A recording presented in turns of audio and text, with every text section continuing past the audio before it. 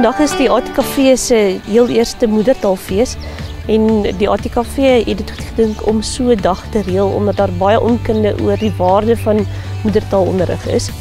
En die dag se doel is om jong ouers wat nou besluit moet neem oor hulle kinders se onderrigtaal om hulle te oortuig om vir die moedertaal te kies. Dit is eintlik 'n hele aanloop met 'n My Taal veldtog. Dit is nou die sogenaamde hitsmerk My Taal en daarin het ons so 10 feite genoem hoekom moedertaalonderrig goed is. Nou die een is verbeter jou manier van dink, jou kognitiewe vaardighede.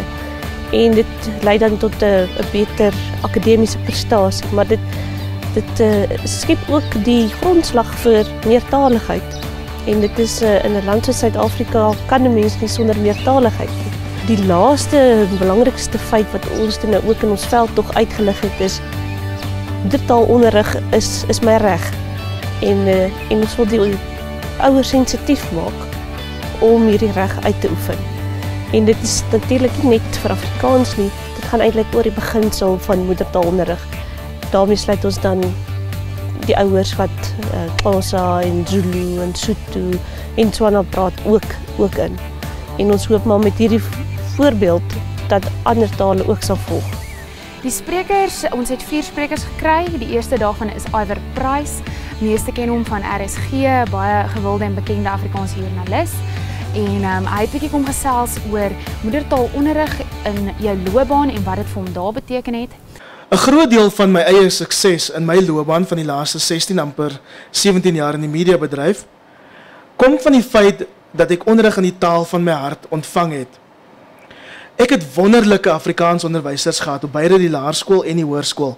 Daarna het Dr. Teens Elof vir ons 'n bietjie lig kom werp oor hoe moedertaalonderrig in ons land inpas en waar gaan die toekoms heen en in daai opsig hoekom dit steeds belangrik is om jou kind in sy moedertaal te laat onderrig. Net 50% van graad 1s kom by matriek uit. En van daai 50% kry net 10 universiteitstoelating en sal waarskynlik net 1% 'n BSc met wiskunde kan doen of medies. Nou daar's baie redes hiervoor. Taal is nie die grootste en die enigste nie. Maar een van die wat min gehoor word, veral in die openbare diskurs in ons land, is die feit dat daar in die meerderheid van hierdie skole, by verre die meerderheid, daar nie moedertaalonderrig is nie. Christine Neser is 'n spraakterapeut en sy gee 'n bietjie prakties raad oor moedertaalonderrig en spraakprobleme en hoekom dit ook belangrik is om moedertaalonderrig te kry om spraakprobleme te verminder of te vermy. So Engels is 'n fantastiese taal en dit maak wonderlike deure oop. Maar dit is ongelukkig 'n baie selfsugtige taal, omdat as jy hom het jy niks anders nodig nie.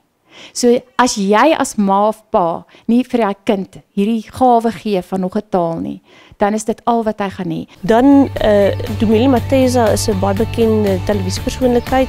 Hy is ook veral bekend vir sy program Rights and Recourse. En hy praat oor meertaligheid en die belangrikheid van moedertaalonderrig in daardie konteks. Afrikaans moet 'n vriendelike en versoenende taal wees.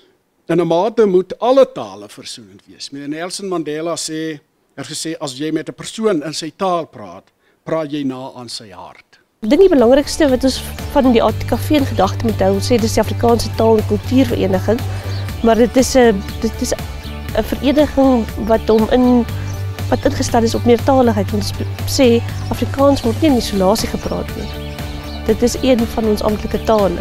Ons praat van my taal. So enige taal kan ook daai konsep oorneem en sê, maar ek wil ook my taal praat.